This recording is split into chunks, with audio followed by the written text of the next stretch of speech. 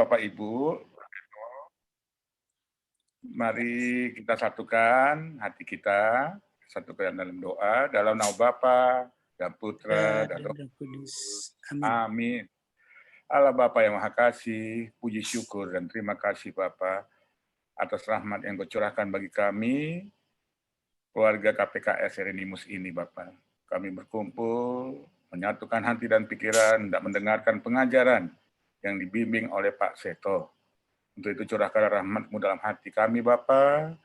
Berkatilah juga Pak Seto dan kami yang hadir di sini, agar mampu merenungkan ayat demi ayat sebagai sumber kekuatan iman kami yang siap kami wujudkan dalam kehidupan kami Bapak. Kami juga berdoa untuk Pak Edi Cahyanto dan juga saudara-saudari kami yang sekarang sedang dalam keadaan tidak sehat Bapak. Kami yakin dan percaya penyertaan-Mu memampukan kami melewati masa-masa sulit ini. Doa syukur dan permohonan ini kami persembahkan kepadamu Bapa demi Kristus Putra-Mu, Tuhan dan pengantara kami. Amin. Dalam nama Bapa dan Putra dan Roh Kudus. Amin. Terima kasih Pak Roy.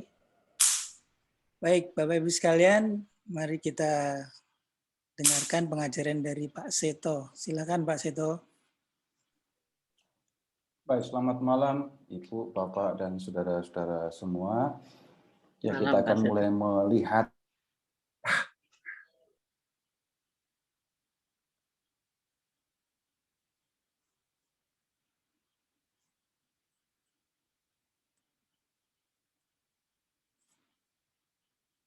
hilang.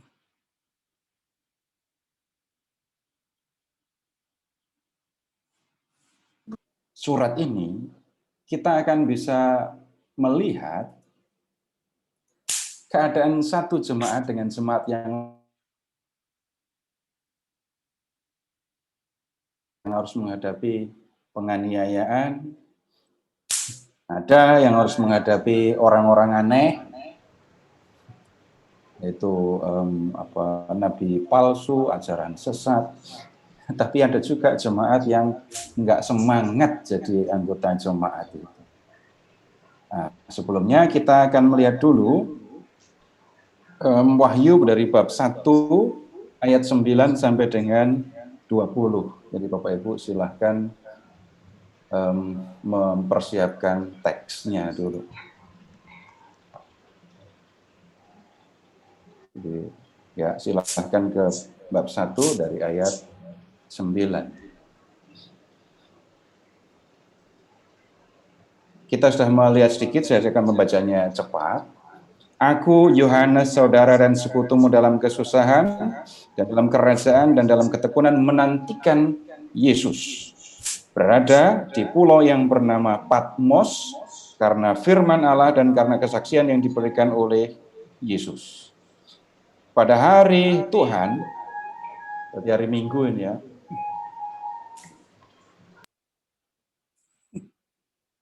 aku dikuasai oleh Roh, dan aku mendengar dari belakangku ada suatu suara yang nyaring seperti bunyi sangkakala. Yohanes mendengar suara yang kencang, bunyinya keras, seperti bunyi trompet, dan suara itu berkata, apa yang kau lihat, tuliskanlah di dalam sebuah kitab, dan kirimkanlah kepada ketujuh jemaat ini. Efesus, Smyrna, Pergamus, Tiatira, Sardis, Philadelphia, dan Laodikia. Jadi Yohanes diminta untuk menulis. Nah, di ayat-ayat berikutnya, Bapak Ibu, kita menemukan hal yang berbeda lagi. Bapak Ibu akan menemukan gambaran mengenai Tuhan Yesus yang Bapak Ibu tidak temukan di tempat lain.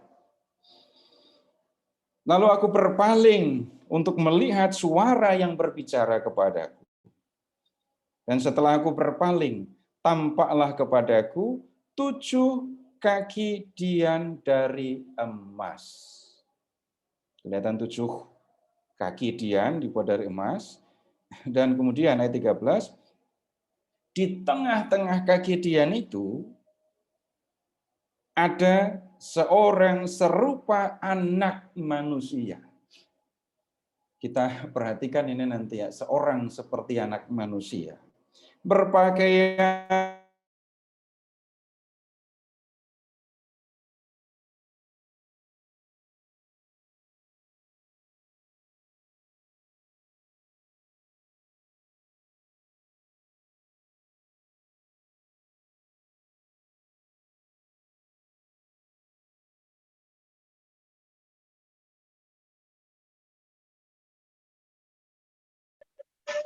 Mati lampu ya, Pak.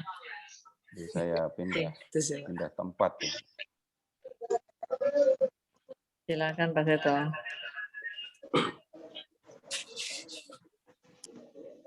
Baik, kemudian kita lanjut ya. Sekarang Bapak Ibu silahkan ke ayat 16 ya. Di tangan kanannya ia memegang 7 bintang. Dan dari mulutnya keluar sebilah pedang tajam bermata 2, dan wajahnya bersinar-sinar bagaikan matahari yang terik. Bapak Ibu, kalau tidak ada kata anak manusia, mungkin kita akan sulit mengidentifikasi kalau ini adalah Tuhan Yesus. Jadi sekali lagi kita menemukan gambaran tentang Tuhan Yesus yang berbeda dengan yang mungkin pernah kita dengar. Di mana kita menemukan Yesus yang dari mulutnya keluar bilah pedang yang tajam. Jadi kita masih di bab 1 ya. Kemudian lihat, kapan Bapak Ibu melihat Tuhan Yesus kakinya kayak tembaga? Kita tidak menemukan itu di tempat yang lain. Yang kita perlu perhatikan pertama, supaya jauh lebih mudah bagi kita untuk memahami, di sini disebut ada seorang seperti anak manusia. Kalau kita memperhatikan gelar ini sebenarnya gelar yang diambil dari kitab Daniel bab 7, ayat 13 dan 14. Dan kalau mendengar kata anak manusia, yang pertama harus diingat adalah ini justru bukan manusia, bukan pribadi yang datang dari dunia, tetapi pribadi yang datang dari surga. Dia pribadi yang datang dari surga, kalau di kitab Daniel datang dengan awan-awan dari langit. Nah, kemudian anak manusia ini ya menerima kekuasaan dari Allah atas kerajaan yang abadi. Ia menerima kekuasaan sebagai raja dan kerajaannya tidak akan berkesudahan. Nah, kalau kita membaca Injil, Bapak Ibu, orang lain menyebut Tuhan Yesus sebagai Mesias, tapi Tuhan Yesus sendiri selalu menyebut dirinya sebagai anak manusia. Dengan kata lain, ya Tuhan Yesus menyatakan bahwa dia pribadi yang datang dari surga. Dia bukan seorang manusia yang asal-usulnya dari dunia ini. Nah, kemudian di keempat Injil, Yesus menggunakan sebutan itu. Nah, kemudian kita melihat ada beberapa deskripsi yang sekali lagi tampak aneh di dalam pemahaman kita ya. Memakai jubah yang panjang sampai ke kaki. Dan kemudian ada ikat pinggang di dada. Wah, ini kayak kostum imam di Perjanjian Lama. Kemudian lihat, kok pakai kostum imam di Perjanjian Lama? Bapak Ibu, nanti akan ketemu soal yang sederhana saja. Di kayu salib, Tuhan Yesus bertindak sebagai imam sekaligus korban. Dia mempersembahkan diri sebagai korban untuk menghapus dosa semua orang. Nah, berikutnya, silahkan lihat kepala dan rambut yang putih. Pernah lihat foto Tuhan Yesus yang rambutnya putih? Pasti belum ada. Kemudian lihat matanya menyala Berikutnya lihat ke ayat 16, wajahnya bersinar bagaikan matahari. Ini bicara tentang Yesus sebagai pribadi surgawi yang mulia, yang berkilau, yang bercahaya. Nah, kemudian yang berikutnya, yang keluar dari mulutnya, kok pedang bermata dua. Ini menunjuk kepada ucapan atau firman yang diucapkan oleh Tuhan Yesus yang punya kuasa yang sangat dahsyat. Jadi sekali lagi tidak bisa kita membaca pedang keluar dari mulut itu sebagai sesuatu yang harafiah. Nah, yang kita perlu perhatikan Bapak Ibu, ini juga ada 7 kaki dian, terus di ayat 16, di tangan kanannya, di tangan kanan anak manusia itu, ya, ada 7 bintang. Nah, kita lanjut dulu ke ayat 17. Ketika aku melihat dia, tersungkurlah aku di depan kakinya sama seperti orang yang mati. Jadi ketika berhadapan dengan kebesaran, keagungan, kemuliaan Yesus, Yohanes tersungkur kayak orang mati. Nah, kemudian ia meletakkan tangan kanannya di atasku, lalu berkata, jangan takut. Nah, Bapak Ibu akan menemukan perkenalan diri Yesus sekarang. Aku adalah yang awal dan yang akhir. Kayak malam Paskah. Malam Paskah waktu Romo mengurus lilin Paskah itu, ya. Kemudian dan yang hidup. Aku telah mati, namun lihatlah, aku hidup sampai selama-lamanya. Dan lihat lagi, aku memegang segala kunci maut dan kerajaan maut. Akulah awal dan akhir, alfa dan omega itu. Bagaimana memahami Yesus itu awal dan Yesus itu akhir? Bapak Ibu silahkan mengingat yang gampang-gampang saja ya, enggak usah yang sulit-sulit. Silahkan mengingat Injil Yohanes bab 1 ayat 1. Pada mulanya adalah firman. Firman itu bersama-sama dengan Allah dan firman itu adalah Allah. Ketika Allah mencipta, apa yang digunakan oleh Allah dalam mencipta? Firman. Jadilah terang.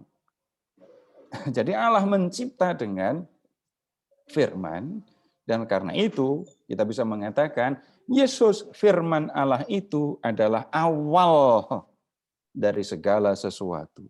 Dan kemudian Bapak Ibu ingat tadi ya, Yesus itu anak manusia, raja kerajaan surga, dan pada akhirnya semua ada di bawah kekuasaannya. Dia adalah yang hidup. Dia pernah mati, tapi kemudian hidup dan tidak akan mati lagi. Yesus ketika menjadi manusia mati, tapi setelah bangkit dari kematian, dia hidup selamanya. Ini peringatan sekaligus juga penghiburan ya. Yang percaya kepada Yesus nanti pun akan mengalami hal seperti yang dialami oleh Yesus. Aku memegang segala kunci maut dan kerajaan maut. Ini menunjuk kepada dunia orang mati yang kita kenal di dalam Perjanjian Lama. Sebelum orang Yahudi sampai pada keyakinan akan kebangkitan badan dan kehidupan kekal, mereka semua berpikir, percaya, semua orang mati, baik atau jahat, masuk ke dunia orang mati.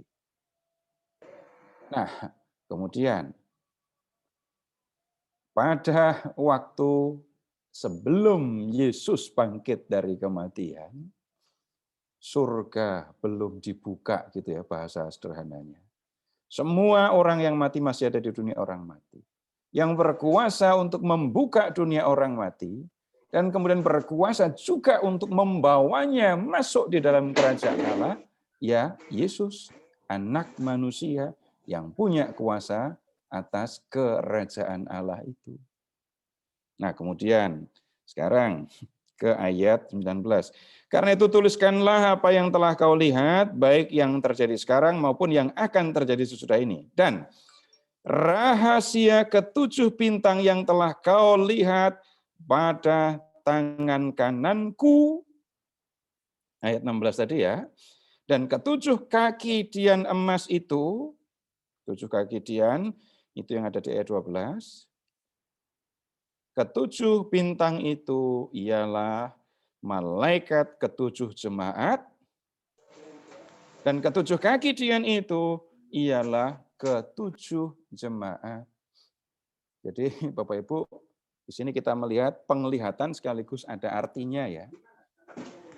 Di tangan kanan dari anak manusia itu ada 7 bintang. Nah itu malaikat 7 jemaat. Lalu anak manusia itu berdiri di tengah 7 kaki dian. 7 kaki dian itu adalah ketujuh jemaat. Nah, ketujuh surat itu kemudian Bapak Ibu, kita lihat di 2 ayat 1, tuliskanlah kepada malaikat jemaat di Efesus. Lalu tuliskanlah kepada malaikat jemaat di Smyrna. Siapa malaikat ini? Sudah dijelaskan 7 bintang itu 7 malaikat. Tapi kok ketemu malaikat 7 jemaat? Nah siapa malaikatnya ini? Nah kata malaikat itu kan bisa berarti utusan dari Tuhan.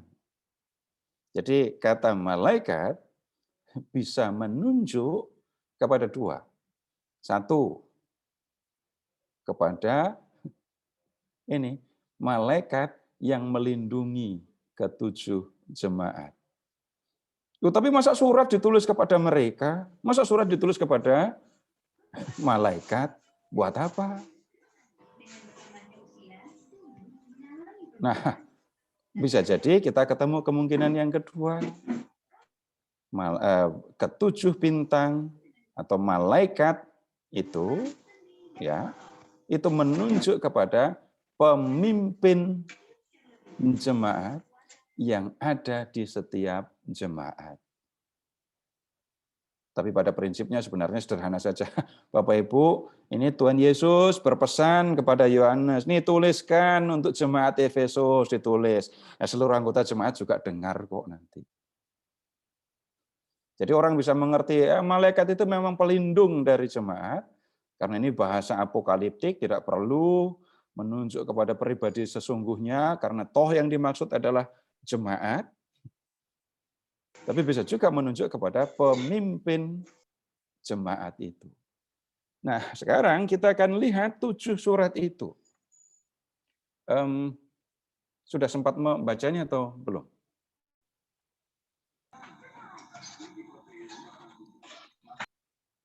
Nah, sekarang ini Pak Narto minta tolong saya mau share screen.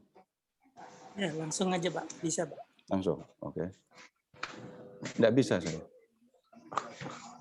Oh, iya ya. Tadi. Sedang keluar suara. Suara yang terenggi. Ya, oke, Pak. Bentar.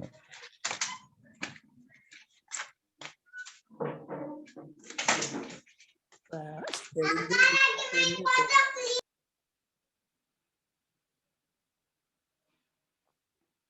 oke.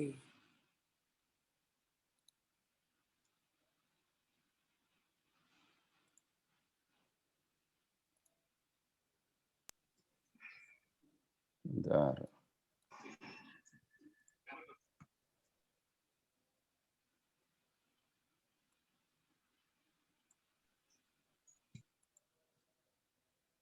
Udah kelihatan di layar kan ya? Kelihatan, Pak.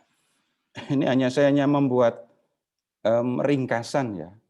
Ini 7 surat untuk 7 jemaat. Nah, kemudian kalau kita mengamati ke 7 surat itu, kita akan menemukan begini. Tuhan Yesus itu memperkenalkan diri dengan gelar yang berbeda kepada setiap jemaat. Nah, kemudian Tuhan Yesus menyampaikan situasi jemaat. Berikutnya, Tuhan Yesus juga menyampaikan nasihat, dan lihat berikutnya ada nasihat yang umum, ini ada nasihat khusus untuk jemaat, lalu ada nasihat untuk umum untuk seluruh jemaat. Sekarang ambil contoh, gini ya, kepada jemaat Efesus, ini Tuhan Yesus memperkenalkan diri sebagai yang memegang 7 bintang, ya, dan berjalan di antara ke-7 kaki pelita. Kalau di dalam teks bunyinya begini, inilah firman dari Dia yang memegang ke-7 bintang di tangan kanannya dan berjalan di antara ke-7 kaki tiang emas itu. Jadi Bapak Ibu, yang berbicara kepada jemaat itu adalah Yesus. Sebelumnya sudah kita lihat kan, yang memegang 7 bintang, kemudian ada di tengah 7 kaki pelita, kaki tiang itu adalah anak manusia, dan itu adalah Yesus. Nah, itu kalau pakai bahasa sekarang, Tuhan Yesus menyampaikan evaluasi untuk masing-masing jemaat begitu ya. Evaluasinya bagaimana? Silahkan Bapak Ibu lanjut. Ini situasi jemaat kalau di dalam ringkasan yang saya buat. Kalau di teks Bapak Ibu silahkan ke ayat 2. Aku tahu segala pekerjaanmu, baik jerih payahmu maupun ketekunanmu. Aku tahu bahwa engkau tidak dapat sabar terhadap orang-orang jahat, bahwa engkau telah mencobai mereka yang menyebut dirinya rasul, tetapi yang sebenarnya tidak demikian, bahwa engkau telah mendapati mereka pendusta. Dan engkau tetap sabar menderita karena namaku, dan engkau tidak mengenal lelah.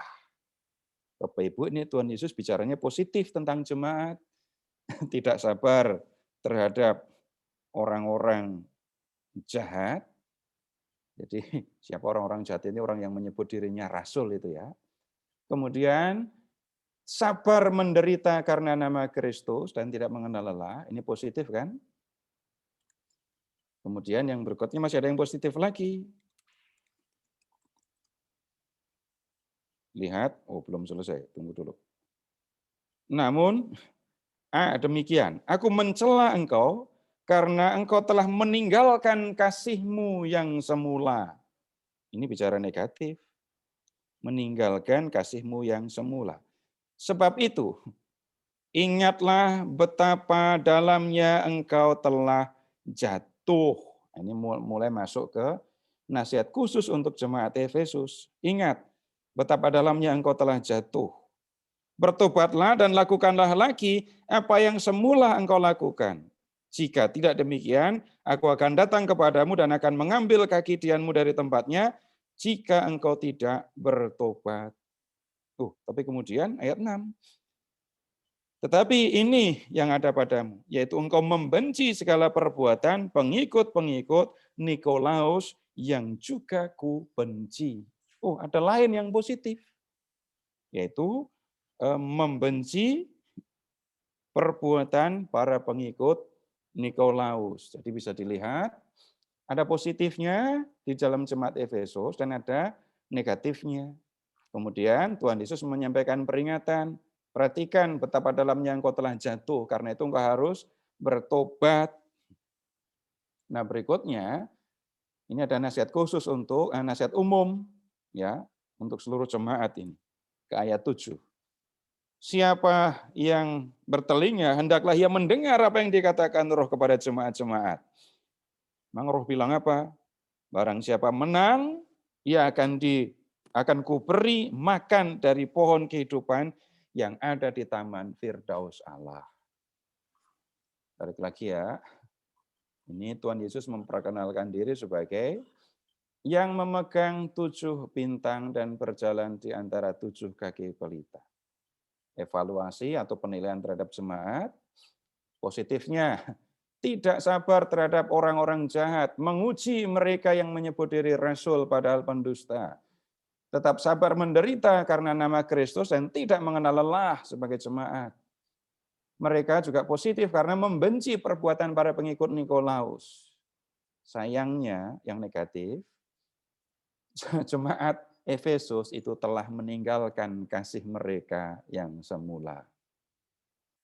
Lalu Tuhan Yesus menyampaikan nasihat khusus kepada mereka, ingat betapa dalamnya engkau telah jatuh. Bertobatlah, lakukan lagi apa yang semula engkau lakukan. Kalau enggak, nanti aku akan datang dan mengambil pelitamu. Terus berikutnya, ada nasihat umum, ini berlaku untuk semua. Yang punya telinga, dengerin apa yang dikatakan Roh kepada jemaat-jemaat. Roh bilang apa? Yang menang akan diberi makan dari pohon kehidupan yang di Taman Firdaus Allah. Bapak Ibu, saya belum memberi penjelasan, saya hanya baru mengajak Bapak Ibu untuk memperhatikan isi dari surat-surat ini. Nah, kemudian kepada jemaat di Smyrna, Bapak Ibu, ini Tuhan Yesus memperkenalkan diri sebagai yang awal dan yang akhir, yang telah mati namun hidup kembali. Nah, seperti yang kita lihat di bab 1 lagi. Nah, kemudian jemaat Smyrna ini dipuji situasinya. Mereka katanya susah, miskin, tapi sebenarnya mereka kaya. Kemudian mereka difitnah oleh orang Yahudi, dalam teks disebut iblis. Tapi mereka tidak khawatir dan tidak terpengaruh oleh fitnah mereka itu. Nah, kemudian nasihat untuk jemaat Smyrna, jangan takut terhadap apa yang harus engkau derita. Hendaklah engkau setia sampai mati, dan aku akan mengaruniakan kepadamu mahkota kehidupan. Nah, kemudian nasihatku umum untuk seluruh jemaat, ini ya, yang menang tidak akan menderita apa-apa oleh kematian kedua. Kemudian kepada jemaat Pergamus, Tuhan Yesus memperkenalkan diri sebagai Dia yang memakai pedang yang tajam dan bermata dua. Kepada jemaat Tiatira, Yesus memperkenalkan diri sebagai anak Allah yang matanya bagaikan nyala api dan kakinya bagaikan tembaga. Nah, seperti di bab 1 tadi. Kepada jemaat di Sardis, Tuhan Yesus memperkenalkan diri sebagai Dia yang memiliki ketujuh roh Allah dan 7 bintang. Kepada jemaat Philadelphia, Tuhan Yesus memperkenalkan diri sebagai yang kudus, yang benar, yang memegang kunci Daud. Berikutnya kepada jemaat Laodikia, Tuhan Yesus memperkenalkan diri sebagai Amin, saksi yang setia dan benar, sumber dari ciptaan Allah. Nah, kemudian coba kita lihat sekarang sampai di mana tadi. Jemaat Pergamus ya. Kita lihat situasi jemaat Pergamus. Tinggal di tempat tahta iblis. Ini situasi yang sulit loh ya. Tinggal di dekat tahta iblis. Kemudian jemaat Pergamus dipuji karena berpegang pada nama Kristus, tidak menyangkal iman mereka kepada Kristus, walaupun harus melihat anggota mereka, saudara mereka dibunuh. Ya, namanya Antipas. Tapi kemudian ini ada hal yang negatif. Di antara jemaat Pergamus ada yang menganut ajaran Bileam. Mereka makan persembahan berhala dan kemudian juga berzina. Ini saya kasih tanda ini, negatif gitu ya. Kemudian di antara jemaat ada juga yang berpegang pada ajaran pengikut Nikolaus. Perhatikan di Efesus tadi ada ajaran Nikolaus. Tapi jemaat membenci para pengikut Nikolaus. Nah, di Pergamus ada yang ikut ajaran Nikolaus. Kemudian, ini kalau di jemaat Tiatira, mereka dipuji karena memiliki kasih, iman, pelayanan, ketekunan. Wah, ini yang ada yang hebat lagi. Pekerjaan mereka yang terakhir lebih banyak daripada yang pertama. Bandingkan dengan Efesus tadi. Mereka telah meninggalkan ini ya. Mereka telah meninggalkan kasih mereka yang semula.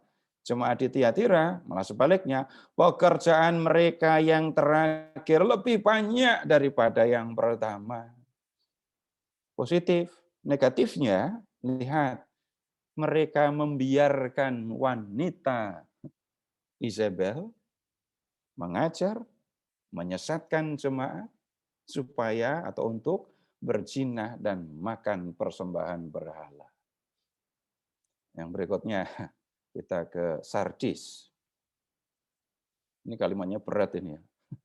Jemaat Sardis dikatakan hidup padahal sebenarnya mereka mati. Mulai dengan sesuatu yang negatif. Tapi yang positif, di dalam jemaat itu ada orang-orang yang tidak mencemarkan pakaiannya. Mereka tetap setia mengikuti Yesus dan lihat mereka akan berjalan dengan Yesus dengan pakaian putih karena mereka layak untuk itu. Jadi ada positifnya, ada negatifnya, ya ada positifnya. Nah, kemudian ke Philadelphia. Ini jemaat dipuji saja ini. Kekuatan jemaat Philadelphia sebenarnya tidak seberapa. Tapi mereka menuruti firman Allah dan tidak menyangkal namanya. Ya. Beberapa orang dari jemaah iblis, ya, tadi sudah ada jemaah iblis di Smyrna ini ya, yaitu orang Yahudi, akan diserahkan kepada mereka. Akan ada orang-orang Yahudi yang pergi kepada jemaat, bahkan lihat, datang dan bersujud kepada jemaat. Yang berikutnya kita ke Laodikia. Kalau Philadelphia itu nggak ada negatifnya.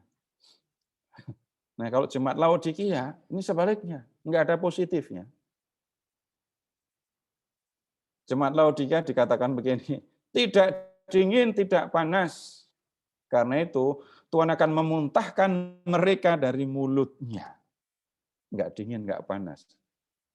Kemudian, mereka itu berkata, aku kaya, dan aku telah memperkayakan diriku, dan aku tidak kekurangan apa-apa. Mereka ini tidak tahu bahwa sebenarnya mereka melarat, malang, miskin, buta, telanjang.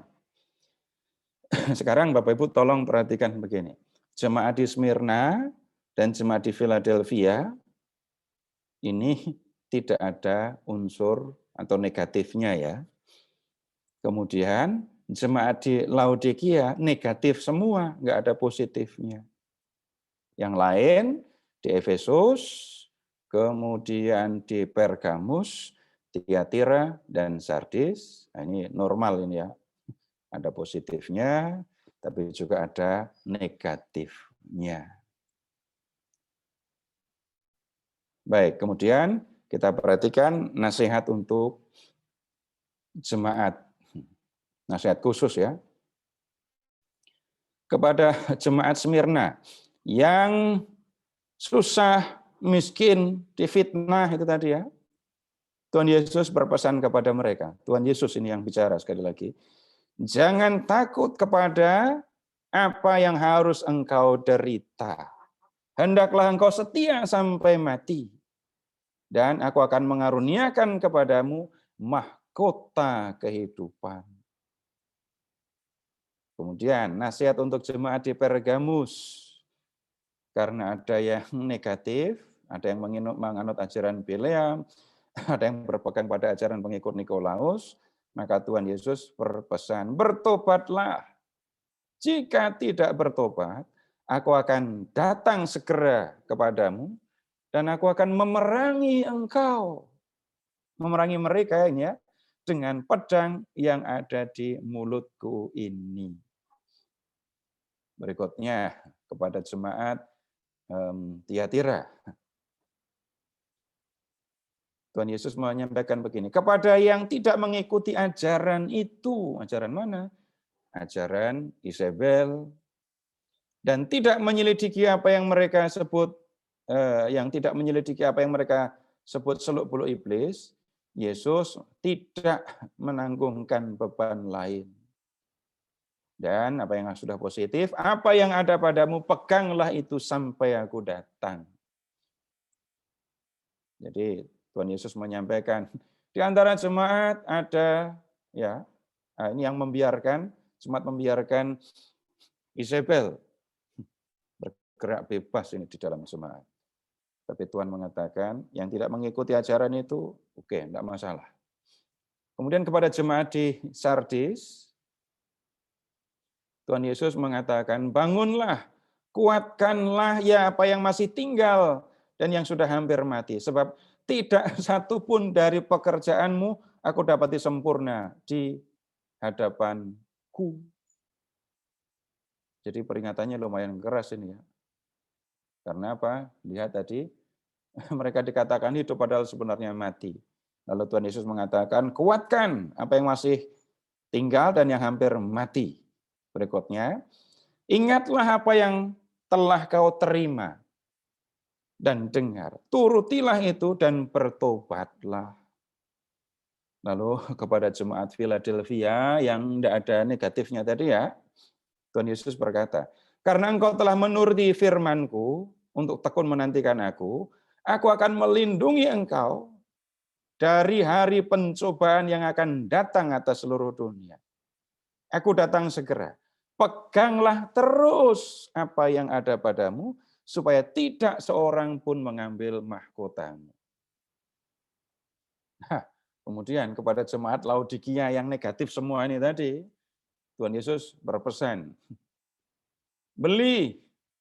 Jadi belilah dari aku emas supaya kaya, beli pakaian putih dari aku supaya enggak telanjang, beli minyak untuk melumasi matamu supaya kamu bisa melihat. Siapa yang kukasihi ia kutegur dan kuhajar supaya bersungguh-sungguh dan bertobat. Baik Bapak Ibu, sampai di sini dulu saja. Ini saya mengajak Bapak Ibu untuk membuat perbandingan ini ya. Supaya tampak dari satu jemaat ke jemaat yang lain. Baik, kalau Bapak Ibu melihat apa yang saya sampaikan, mendengar apa yang saya sampaikan, yang Bapak Ibu pertimbangkan, pikirkan, bingungkan apa? Saya belum mengajak Bapak Ibu membaca teks.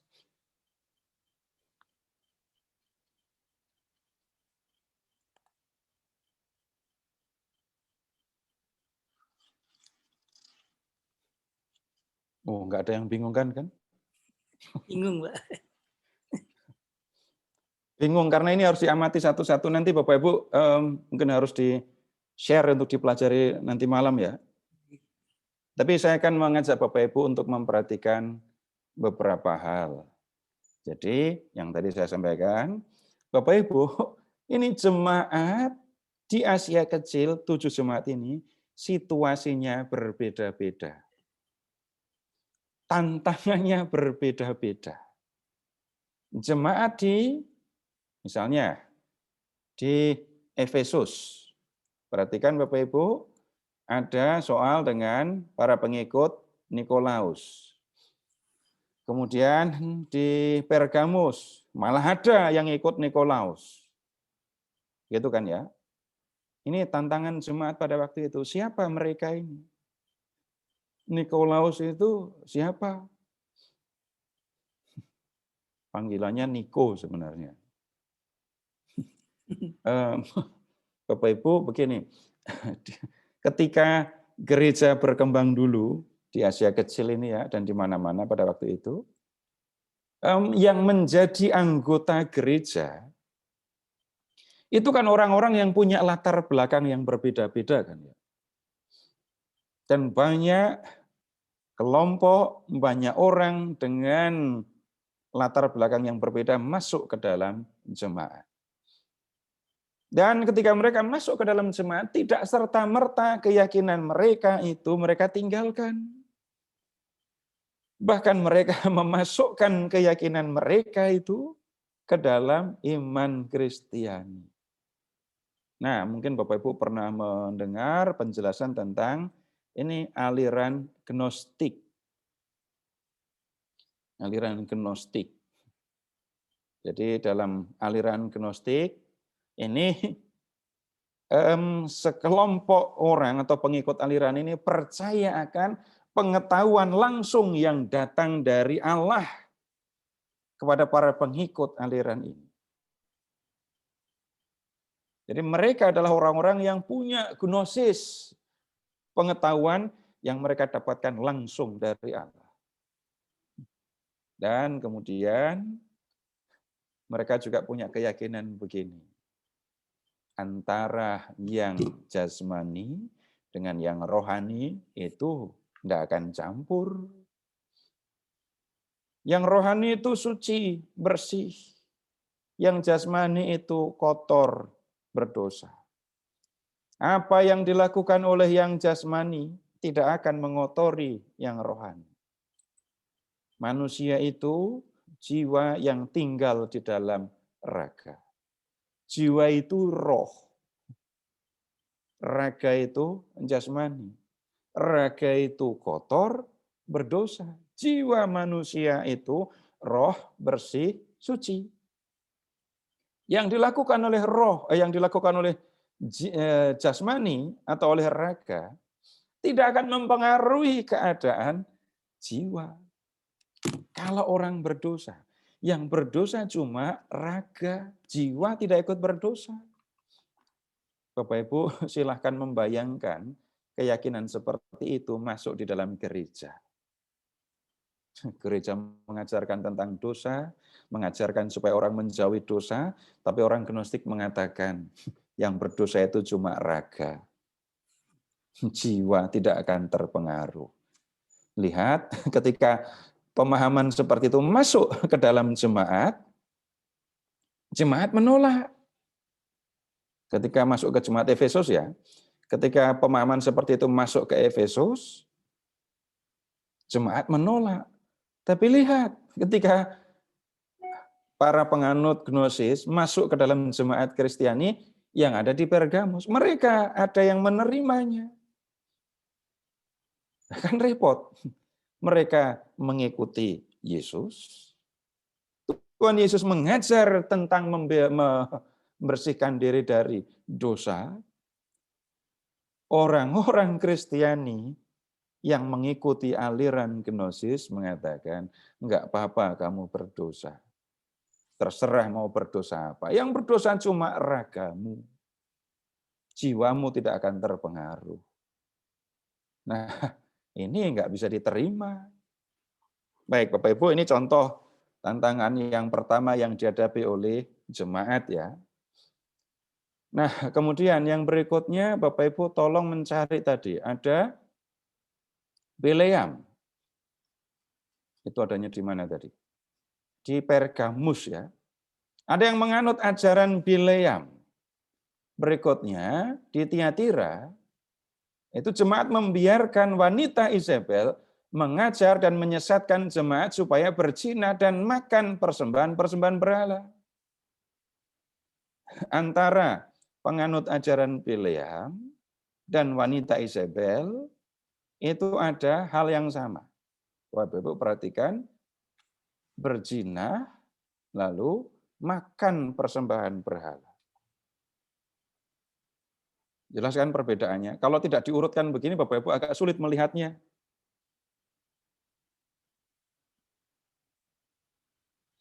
Apa maksudnya ini?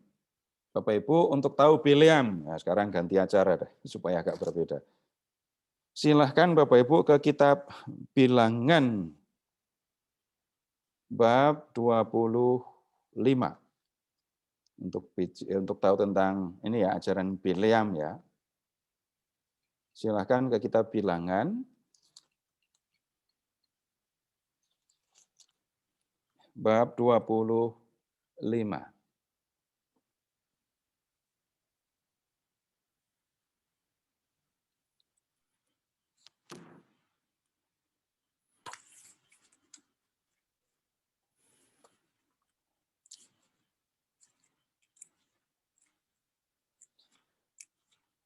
Sementara Israel tinggal di Sitim, mulailah bangsa itu berzina dengan perempuan-perempuan Moab. perempuan-perempuan ini mengajak bangsa itu ke korban sembelihan bagi ilah mereka. Lalu bangsa itu turut makan dari korban itu dan menyembah ilah orang-orang itu. Ketika Israel berpasang-pasangan dengan Baal Peor, bangkitlah murka Yahweh terhadap Israel. Lalu berfirmanlah Yahweh kepada Musa, tangkaplah semua orang yang mengepalai bangsa itu dan gantunglah mereka di hadapan Yahweh di tempat yang terang. Bapak Ibu, yang tolong diperhatikan di sini, orang Israel berzina dengan perempuan Moab. Kemudian, perhatikan juga, perempuan-perempuan itu mengajak orang Israel untuk menyembah dewa-dewi mereka, untuk makan korban persembahan yang diserahkan kepada dewa-dewi mereka. Kata berzina memang bisa dipahami harafiah. Tapi dalam perjanjian lama seperti di kitab Hosea misalnya, kata berzina itu sudah menunjuk kepada tindakan penyembahan berhala. Kemudian silahkan ke kitab, masih di kitab Bilangan ya. Bapak Ibu silahkan ke bab 31.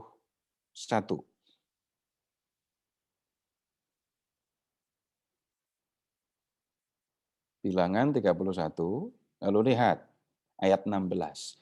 Bukankah perempuan-perempuan ini atas nasihat Bileam menjadi sebabnya orang Israel berubah setia terhadap Yahweh dalam hal Peor, dalam hal penyembahan kepada Baal Peor yang di bab 25 tadi. Maksudnya sekarang begini, Bapak Ibu, kitab Wahyu menggunakan gagasan tentang ajaran Bileam. Ajaran Bileam membuat orang perempuan-perempuan Moab menarik orang-orang Yahudi, orang-orang Israel untuk makan persembahan kepada berhala, untuk menyembah dewa-dewi mereka. Nah, kemudian di Pergamus ada yang menganut ajaran Bileam. Tidak mungkin orang Pergamus yang bukan orang Yahudi itu membaca perjanjian lama tahu tentang Bileam. Tapi kitab Wahyu menggunakan ajaran Bileam untuk berbicara tentang penyembahan berhala.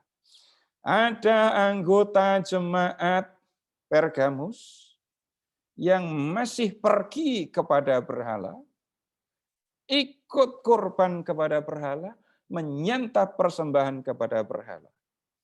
Mereka ini sudah mengikuti Yesus, tetapi masih menyembah berhala.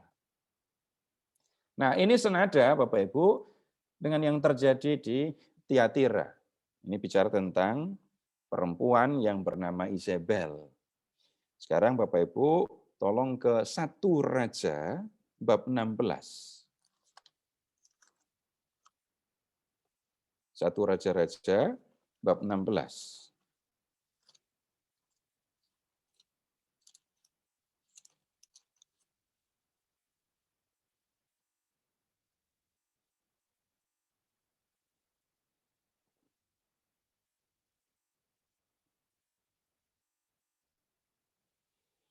Lihat ke ayat 29. 1 Raja 16 dari ayat 29. Ahab anak Omri menjadi raja atas Israel dalam tahun ke-38 zaman Asa Raja Yehuda. Dan Ahab bin Omri memerintah 22 tahun lamanya atas Israel di Samaria. Nah, berikutnya lihat sebentar, masih lanjut aja dah. Ahab bin Omri melakukan apa yang jahat di mata Yahweh lebih daripada semua orang yang mendahuluinya. Seakan-akan belum cukup ia hidup dalam dosa-dosa Yerobeam bin Nebat. Maka ia mengambil pula Isabel, anak Etbaal, raja orang Sidon menjadi istrinya, sehingga ia, Ahab ya, pergi beribadah kepada Baal dan sujud menyembah kepadanya, kepada Baal. Kemudian ia membuat mezbah untuk Baal di kuil Baal yang didirikannya di Samaria. Sesudah itu Ahab membuat patung Asyera dan Ahab melanjutkan bertindak demikian sehingga menimbulkan sakit hati Yahweh Allah Israel lebih dari semua raja-raja Israel yang mendahulunya. Jadi Izebel itu adalah putri Raja Sidon yang diambil oleh Ahab menjadi permaisuri, dan putri raja ini yang menjadi permaisuri ini yang menyebabkan orang Israel meninggalkan Yahweh dan menyembah dewa-dewi Kanaan, Baal dan Asyera. Nah, kurang lebih sama Bapak Ibu, membiarkan wanita Izebel ya, mengajar dan menyesatkan jemaat supaya berzina dan makan persembahan kepada berhala, ya, kurang lebih sama dengan ajaran Bileam tadi. Ada orang di dalam jemaat yang mengajak anggota jemaat untuk masih pergi kepada berhala-berhala. Jadi ada yang mengikuti ajaran orang ini untuk masih menyembah berhala, makan daging persembahan berhala, walaupun sudah percaya kepada Yesus. Nah, kemudian kita lihat soal yang lain lagi, yang menyangkut orang Yahudi. Oh, tunggu dulu sebelum orang Yahudi. Bapak Ibu tolong melihat yang ke Efesus ini. Ini yang soalnya masih mirip. Tidak dapat sabar terhadap orang-orang jahat. Menguji mereka yang menyebut diri rasul padahal pendusta. Ini bukan orang di luar jemaat ya. Tetapi orang yang ada di dalam jemaat yang mengaku kalau dirinya adalah rasul. Berbicara tentang Tuhan Yesus, tentang ajaran Yesus dan seterusnya. Tapi kemudian jemaat rupanya melihat ada yang aneh dalam diri orang yang mengaku rasul. Dan kemudian jemaat melihat, beneran ini. Orang ini sesungguhnya bukan rasul. Ajaran yang disampaikannya enggak benar. Nah, kemudian baru sekarang lihat, Bapak Ibu tolong mencari jemaah iblis tadi. Lihat, ini ditemukan di Smyrna. Kemudian ditemukan di jemaat Philadelphia.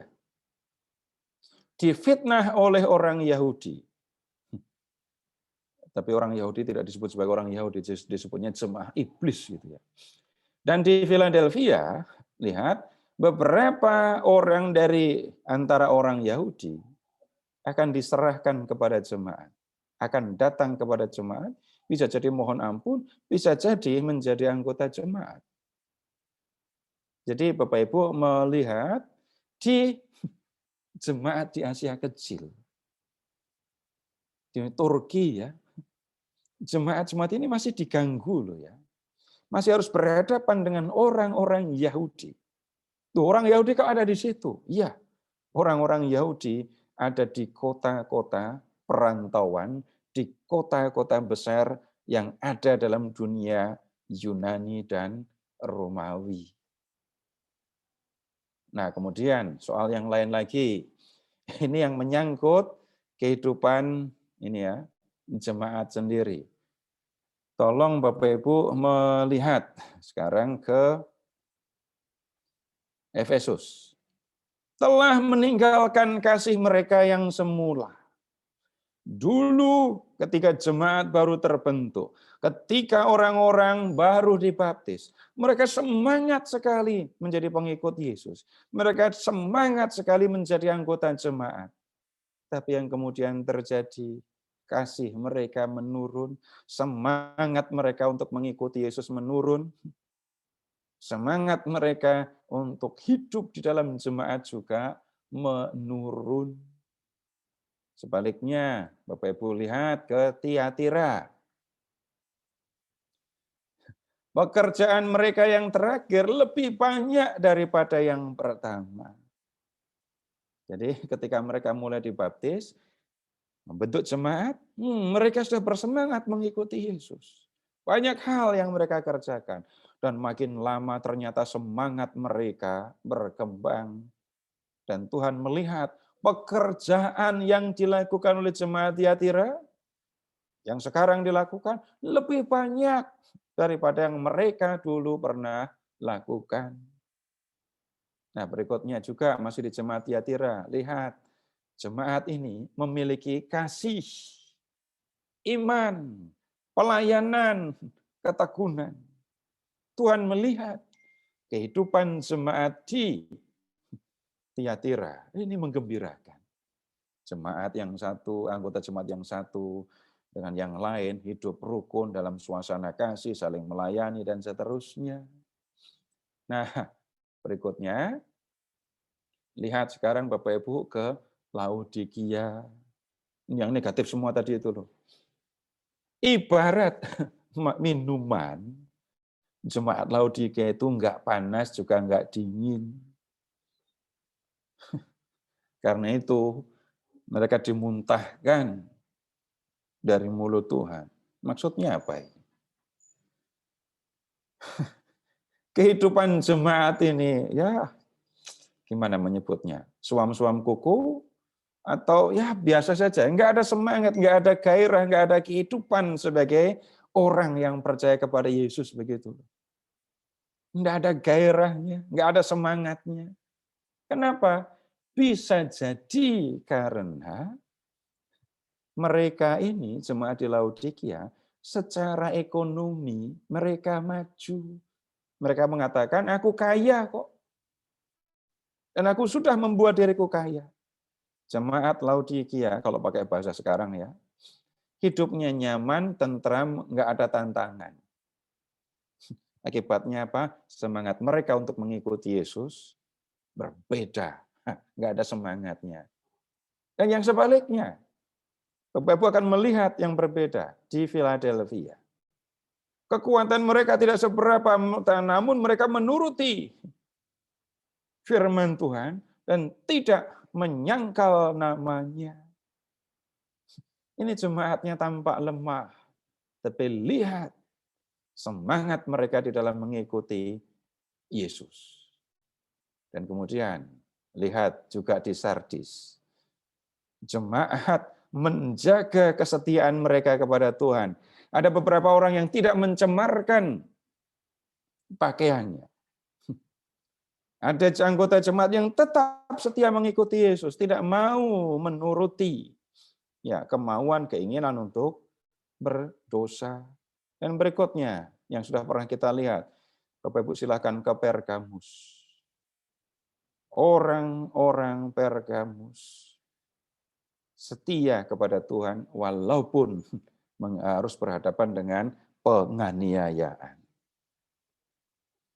Nah, kemudian Bapak Ibu sampai di sini ada yang mau disampaikan atau masih tetap bingung?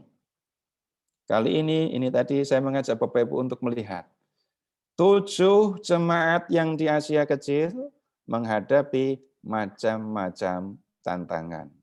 Dan saya mengajak Bapak Ibu untuk melihat apa saja tantangan yang mereka hadapi, situasi apa yang mereka hadapi. Jadi kalau yang bingung silahkan sampaikan bingungnya apa, kalau ada pertanyaan juga silahkan disampaikan. Yang ini memang agak rumit gitu ya. Jadi kalau kita tidak membuat perbandingan seperti ini, situasinya akan lebih rumit lagi. Baik, ada yang mau ditanyakan? Silakan Bapak Ibu.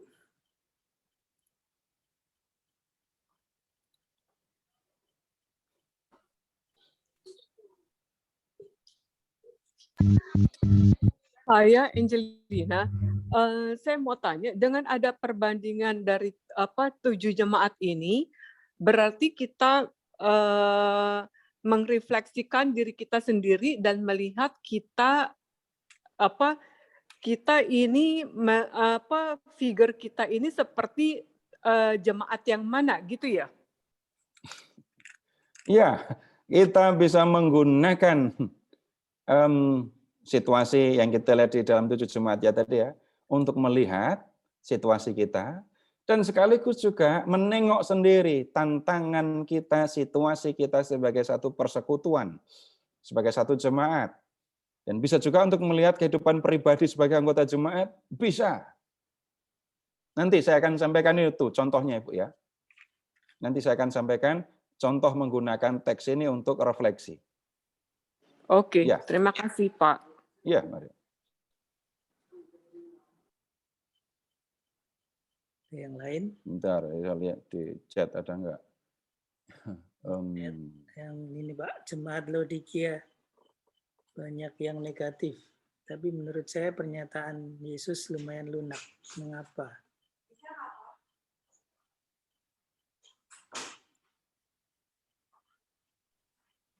Nah, lalu dari Pak. Aku Pak dari teman Tuli mau tanya. Pak Niko mau tanya Kak.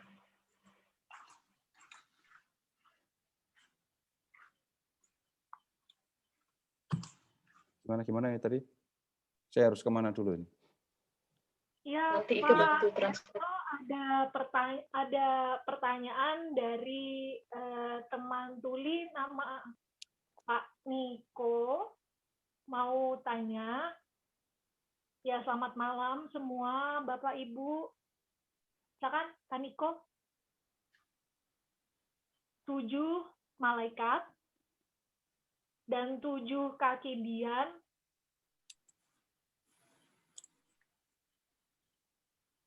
jemaat, 7 jemaat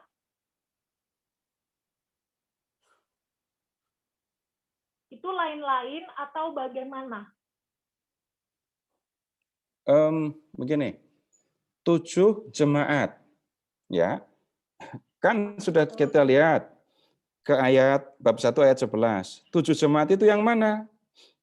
Efesus, Smyrna, Pergamus, Tiatira, Sardis, Philadelphia, Laodikia, gitu kan? Nah, kemudian 7 jemaat ini digambarkan sebagai ayat 20, bab 1 ayat 20. Sebagai 7 kaki dian. Nah, kemudian di setiap jemaat ada malaikat pelindung atau ada pemimpinnya.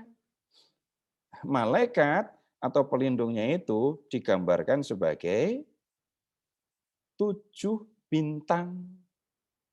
Itu juga ada di ayat 20. Nah, itu yang dimaksudkan atau bagaimana? Pak Niko, sudah jelas? Pak Niko, sudah jelas? Pak Niko, sudah? Iya, sudah. Terima kasih, Pak Seto. Jadi, tolong dicatat atau diberi tanda ayatnya tadi ya. Ayat. Ya. Jadi, lihat ke ayat, sebentar. Ayat 12. Kemudian ayat 16 dan ayat 20. Ya. Terus. Sekarang sebentar saya lihat di chat dulu ya. Wah, ini materi silahkan nanti boleh dibagi, cuma begitu saja. Kemudian kalau melihat situasi jemaat ini kok banyak yang terjerumus. Iya, situasinya sulit. Jemaat juga berbeda-beda situasinya. Jemaat Laodikia banyak yang negatif, tapi kok lumayan lunak. Tunggu dulu, lunaknya yang mana?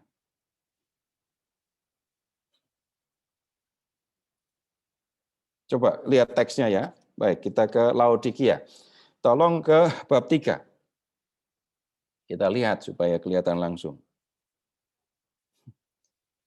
Aku tahu segala pekerjaanmu, 3:15. Engkau tidak dingin dan tidak panas. Enggak bersemangat.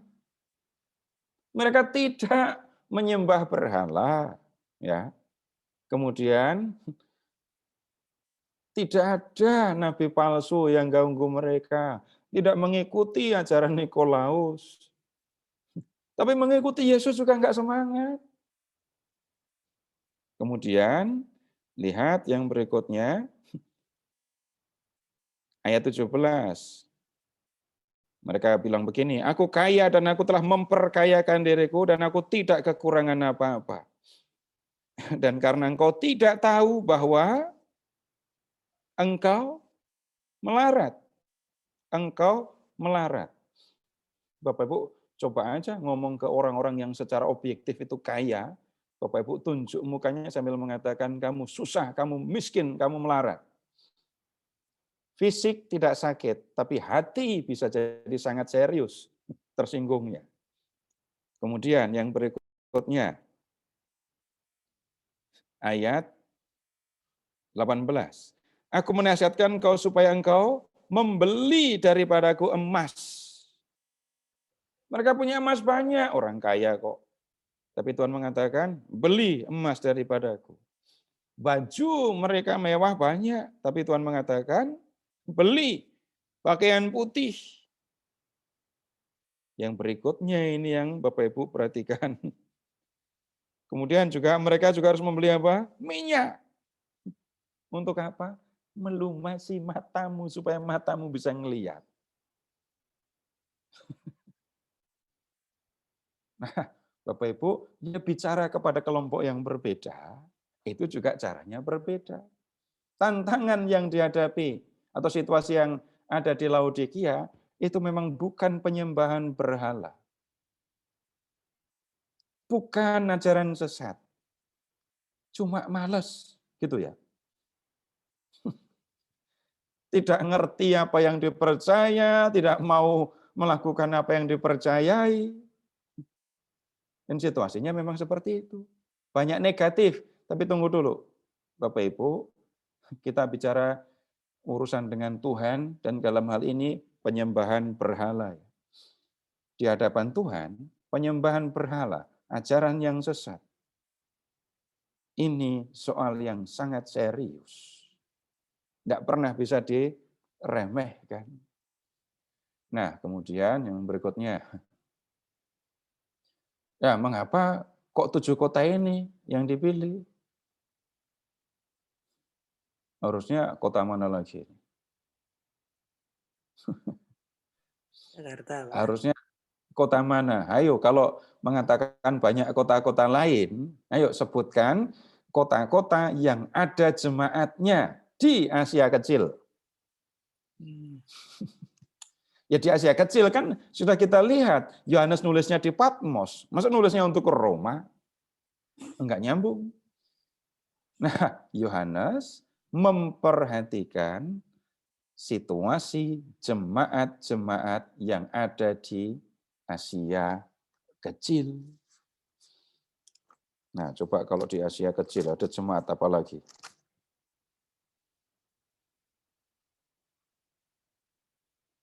Kolose gitu ya. Yang lain-lain kejauhan. Ikonium, Listra, Derbe, udah kejauhan. Dan kemungkinan yang paling besar tentu saja ya, jemaat atau 7 jemaat ini yang punya relasi begitu ya dengan Yohanes yang menulis kitab ini. Kalau Yohanes tidak punya relasi dengan 7 jemaat ini, maka ya tidak akan menulisnya. Bapak Ibu yang tolong diperhatikan, ini 7 jemaat ya, bukan soal 7 kota. 7 jemaat yang ada di 7 kota yang berbeda. Jadi urusannya bukan soal kota, tetapi dengan jemaat. Nah, kemudian, apakah proses keimanan kita juga bisa berbeda dalam situasi seperti jemaat, misal di Efesus dan di yang lain? Iya. Jemaat di satu tempat dengan di tempat yang lain sudah pasti berbeda. Begini saja, jemaat di kota, gereja di kota, dengan gereja yang di desa, sudah pasti akan berbeda tantangannya. Bapak Ibu, kalau Bapak Ibu tinggal di kota, misa hari Minggu 2 jam, itu lama apa enggak? Misa hari Minggu 2 jam. Di kota. Lama atau lama sekali itu jawabannya. Tapi Bapak Ibu yang tinggal di desa misalnya pakai gamelan, Menikmati. Biasa itu. 2 jam ya biasa saja. Tinggal begini juga, tinggal di masyarakat yang mayoritas Katolik dengan paroki yang ada di antara jemaat-jemaat agama lain. Pasti berbeda situasinya. Nanti kita akan lihat untuk refleksi beberapa hal yang kita bisa belajar ya. Kemudian yang kita suka nggak ada di sini gitu memang ada sih Bos. Ya kayak penulis kitab Wahyu nanya, sendiri ini siapa? Para rasul yang berjumlah 12 atau hanya beberapa? Tolong kembali ya. Jadi Bapak Ibu tolong kembali ke bab 1 ayat 1. Inilah wahyu Yesus Kristus yang dikaruniakan Allah kepadanya, supaya ditunjukkannya kepada hamba-hambanya apa yang harus segera terjadi. Dan oleh malaikat yang diutusnya, ia telah menyatakannya kepada hambanya, Yohanes. Yohanes telah bersaksi tentang firman Allah dan tentang kesaksian yang diberikan oleh Yesus Kristus, yaitu segala sesuatu yang telah dilihatnya. Berikutnya, ayat 4. Dari Yohanes kepada ketujuh jemaat di Asia Kecil. Berikutnya, ayat 9. Aku, Yohanes, ya, saudara dan sekutumu dalam kesusahan dan dalam kerajaan dan dalam ketekunan menantikan Yesus. Berikutnya, ya, ini sudah ayat 9 sudah nyebut Yohanes kan ya. Lalu ayat 10. Pada hari Tuhan akunya siapa? Yohanes. Dikuasai oleh Roh dan aku mendengar dari belakangku suara yang nyaring. Ayat 11. Apa yang engkau lihat, tuliskanlah.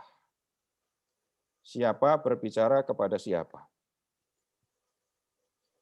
Ada suara berbicara kepada Yohanes. Jadi yang disuruh nulis, Yohanes. Nah, saya sengaja tidak mau berdiskusi panjang lebar. Ini Yohanes itu sesungguhnya siapa? Saya tidak mau mendiskusikannya panjang lebar supaya tidak menambah kebingungan. Atau nanti bisa saya diskusi sana-sini, tapi ujung-ujungnya akan ketemu ya hal yang ya nanti panjang saja. Tapi yang saya lebih utamakan Bapak Ibu memahami isinya. Tunggu dulu. Jadi dengan memperhatikan teks-teks ini tadi, sudah tahu kan ya, ada Yohanes yang menulis ya. Kemudian, apakah ketujuh jemaat tersebut adalah jemaat keturunan Yahudi diaspora? Atau termasuk jemaat yang non-Yahudi juga? Nah, sekarang begini, kalau di dalam teks, Bapak Ibu tadi menemukan tanda-tanda atau enggak? Ini orang Yahudi atau bukan? Ketemu tanda atau enggak? Agak sulit menemukan ini orang Yahudi atau bukan, begitu ya. Dan rupanya tidak menjadi pokok perhatian di dalam pembicaraan mengenai dalam surat ini. Dan kemudian yang kita perlu perhatikan, ada jemaah Yahudi yang mengganggu. Berikutnya, kalau Bapak Ibu ke Pergamus, ada nama Antipas, ada pengikut Nikolaus. Orang-orang yang menyembah berhala itu loh, yang menyembah berhala, makan daging persembahan berhala.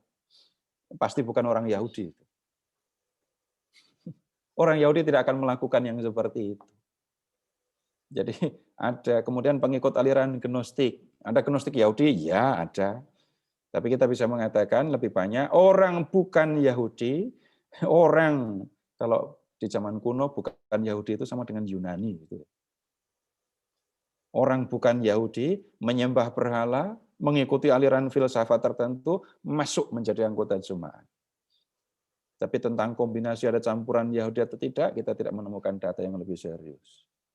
Yang berikutnya lama. Berapa?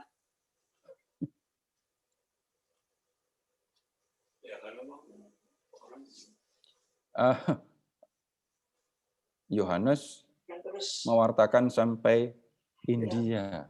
Tolong dicek sumbernya. Jadi jangan hanya katanya, tapi tolong dicek. Tradisi di India, ya, yang berkembang di India, yang datang sampai India bukan Yohanes, tapi Thomas. Ada gereja Martoma di sana. Tapi sekali lagi itu tradisi, susah untuk membuktikan. Kalau Yohanes, Bapak Ibu, Yohanes itu meninggalnya di Efesus kok. Bapak Ibu kalau Bapak Ibu ke Efesus ketemu kuburannya.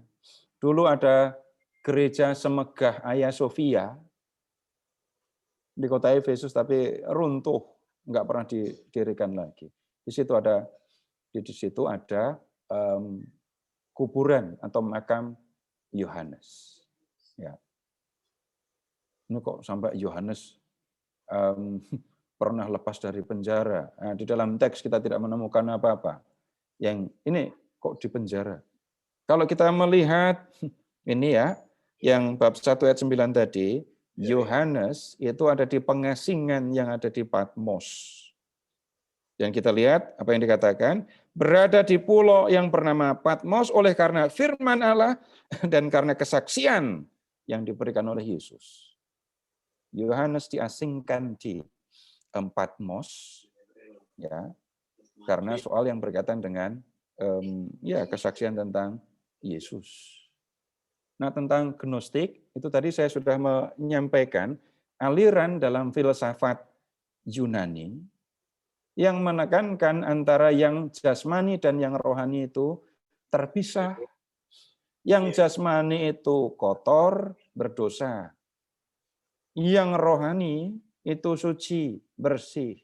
Raga, badan ini jasmani, kotor, berdosa. Kalau nggak percaya, yang belum mandi tolong periksa diri sambil melihat pernah berdosa dengan tangan, kaki, mulut. Nah, itu raga itu kotor. Tapi kemudian jiwa itu rohani. Jiwa itu suci, bersih, tidak berdosa. Suci. Apa yang dilakukan oleh raga tidak mempengaruhi jiwa.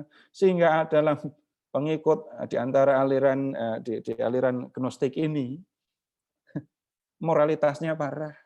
Orang dibiarkan saja berdosa. Karena apa? Yang berdosa cuma raga. Jiwa nggak ikut kotor karena dosa. Sekali lagi, bayangkan mereka ini masuk dalam anggota jemaat dan mengajar jemaat tentang dosa. Ya kacau. Nah, kemudian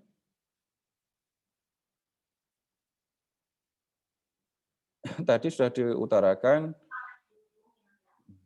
ini untuk 7 jemaat, tapi misalnya ada di Pergamus. Ada yang menganut ajaran Bileam. Ini maksudnya hanya 1 orang atau beberapa. Nah, kalau 1, dia tidak akan merepotkan. Dan Bapak Ibu bisa lihat kok. Dilihat ke bab 2 ayat 14. Bab 2 ayat 14. Tetapi aku mempunyai beberapa keberatan terhadap engkau. Di antaramu ada beberapa orang yang menganut ajaran Bileam. Enggak cuma 1. Nah, enggak cuma 1. Ada beberapa. Tapi kalau beberapa orang kacau, pinter omong.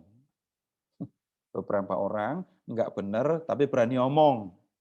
Punya pengaruh. Nah, ini kan bermasalah. Ya, itu semua pertanyaan yang ada di chat sudah saya tanggapi dan cukup sampai di sini tanggapannya ya. Dan sekarang kita akan belajar Bapak Ibu dari situasi yang dihadapi oleh jemaat ini. Yang kita perlu perhatikan, Bapak Ibu, itu kan anggota dari satu paroki gitu saja ya. Tapi tunggu dulu. Apakah semua orang di paroki merasakan kalau paroki itu sebagai satu kesatuan? Ini soal serius loh ya. Kelihatannya sepele saja. Tapi apakah seluruh umat di paroki berpikir bahwa kita adalah satu kesatuan, satu umat di paroki? Ya. Dan kemudian bisa orang datang ke gereja untuk misa. Bisa orang datang, tetapi tidak merasa menjadi bagian dari umat atau jemaat di paroki. Dan sayangnya yang kayak gitu biasanya banyak. Ngeceknya bagaimana? Nggak perlu bikin survei. Tapi perhatikan saja keterlibatan setiap anggota umat di dalam aktivitas kegiatan di paroki. Dan bisa jadi Bapak Ibu ya, entah bagaimana caranya, kita perlu belajar untuk menyadari bahwa kita itu satu persekutuan. Kalau bicara tentang ya paling sederhana kan ngomong paroki. Dan kemudian yang berikutnya, kalau ditanya lebih lanjut, pernah enggak anggota atau warga paroki berpikir lebih serius tentang bagaimana Tuhan memperhatikan jemaat di paroki? Jadi Tuhan Yesus pernah nggak diperhatikan, memperhatikan secara khusus paroki Bapak Ibu? Jangan-jangan ya, ini saya pakai pikiran curiga. Kita hanya melihat Tuhan Yesus bekerja untuk paroki kita itu kalau kita pas bangun gereja itu. Karena pada waktu kita bangun gereja, cari dana, cari izin, wah itu doa nggak berhenti-berhenti. Dan kemudian setelah gereja jadi, wah kita bisa bercerita, Tuhan melakukan ini, Tuhan melakukan itu, Tuhan melakukan ini, Tuhan melakukan itu. Tapi pertanyaannya, apakah hanya sampai di situ? Sudah pasti tidak. Tapi yang sering kali atau bisa terjadi adalah kita sendiri yang sebagai anggota gereja, paroki misalnya gitu ya, tidak peduli, tidak memperhatikan apa yang dikerjakan oleh Tuhan untuk gereja paroki kita. Bisa jadi loh ya. Tapi pertanyaan yang nomor satu tadi, kesadaran sebagai anggota gereja, satu persekutuan, itu yang nomor satu harus dipertimbangkan, harus diperhatikan. Itu baik juga sekali waktu paroki membuat rekoleksi bersama seluruh umat paroki gitu ya. Sehingga ada apa ya? Tentu saja prainikarsi efektif sekali untuk sebagai sarana pertemuan ya, sebagai sarana untuk pengajaran ya, tetapi waktunya kan sangat terbatas. Nah, kemudian berikutnya lagi kita bisa jadi akan melihat tantangan, kesulitan, situasi yang dihadapi di paroki kita masing-masing. Tantangannya berbeda-beda. Bahkan ketika ada ajaran sesat masuk di antara umat, ada yang memperhatikan apa enggak? Ajaran yang enggak benar, ajaran yang enggak Katolik, ajaran yang tidak sesuai dengan kehendak Yesus, masuk mempengaruhi anggota jemaat. Ada yang bereaksi, ada yang memperhatikan, ada yang membantah, atau membiarkan saja. Memangnya ada ajaran yang nggak Katolik yang masuk ke dalam gereja ke anggota paroki? Bukan ada, banyak. Yang meninggalkan gereja karena tidak paham dengan imannya, banyak. Ada usaha untuk mencegah, ada usaha untuk memperhatikan mereka. Nah, itu tantangan di dalam gereja di paroki. Ada yang ini ajaran yang nggak benar. Masuk ke dalam gereja, loh kok nggak ada yang memperhatikan? Tahu-tahu umatnya kok bicaranya beda-beda, aneh-aneh, tidak mencerminkan ajaran Katolik, tidak mencerminkan ajaran Yesus. Ya.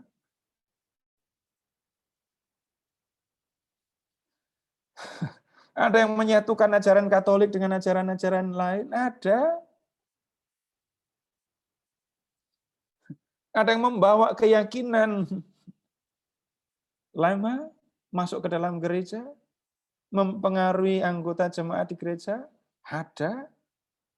Pertanyaannya, ada yang memperhatikan? Itu tanda tanyanya yang serius. Pernah nggak kita misalnya, ya sebagai satu umat, sebagai jemaat di paroki, memperhatikan, melihatlah, ini di dalam gereja ini ada apa saja situasi yang dihadapi. Ini lama-lama kok aneh ini. Ajaran lain dibawa masuk ke dalam gereja Katolik. Memang nggak banyak yang percaya.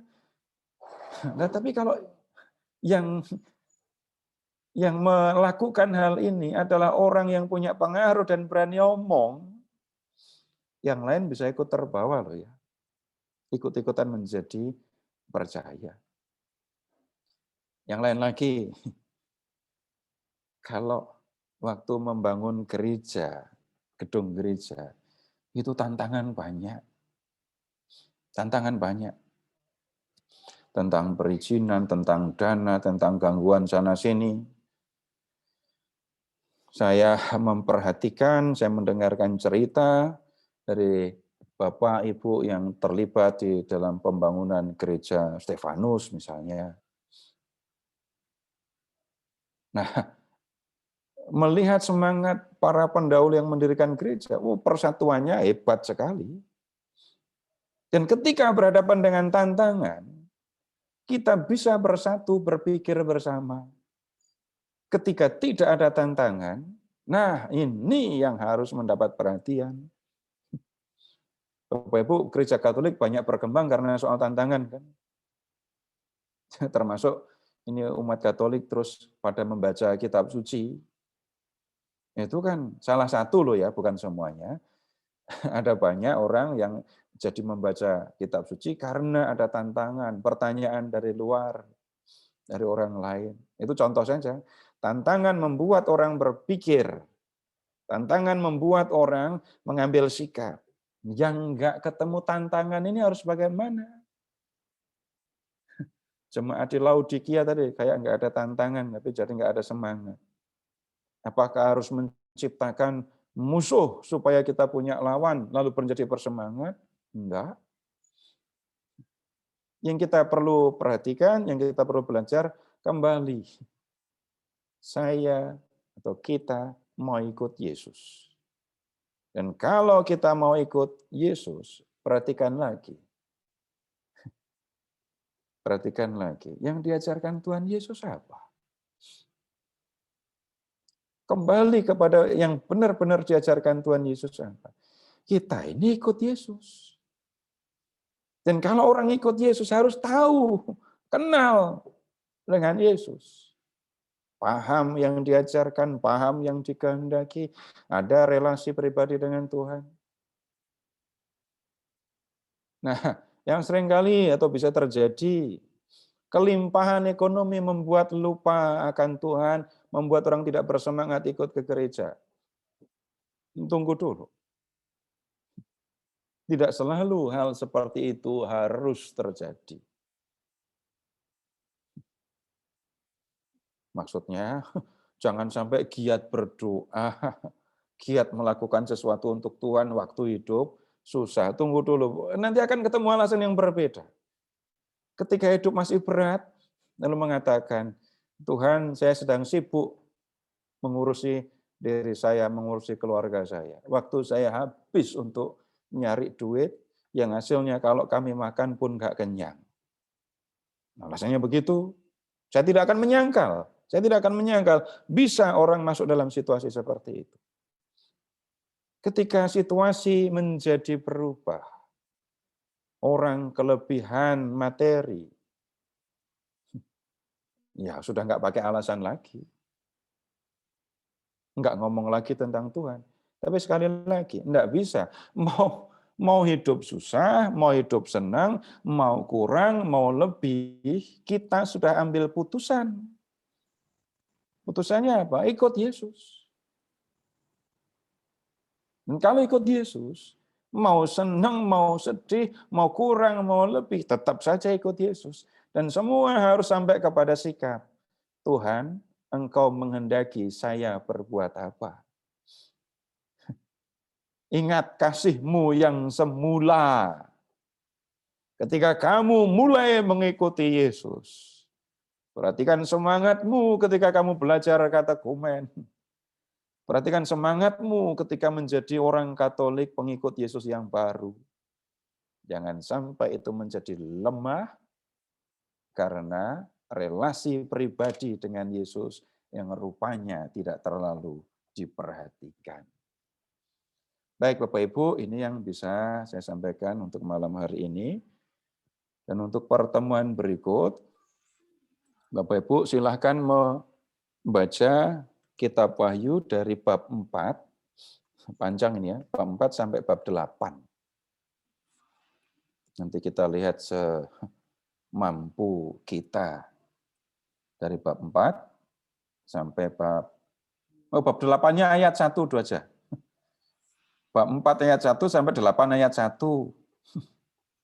Ya. Baik, Bapak Ibu, ini dulu. Terima kasih. Selamat malam. Baik, Pak Seto.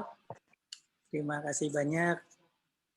Kita sudah mendapat pencerahan bagaimana komunitas-komunitas seperti kota-kota tadi ya, 7 kota, 7 jemaat seperti kita di paroki-paroki ya. Jadi bisa lebih saling support dan lebih mengetahui apa yang ada di paroki masing-masing ya. Baik Pak Seto, terima kasih banyak Bapak Ibu. Kita jumpa lagi minggu depan masih di Kitab Wahyu. Baik, untuk menutup pertemuan malam hari ini, persilakan Pak Roy untuk tutup dengan doa Pak. Silakan Pak. Baik, mari Bapak Ibu kita satukan hati kita dalam nama Bapa dan Putra dan Roh Kudus. Amin. Allah Bapa yang Maha Kasih, puji syukur dan terima kasih Bapa, kami sudah menyelesaikan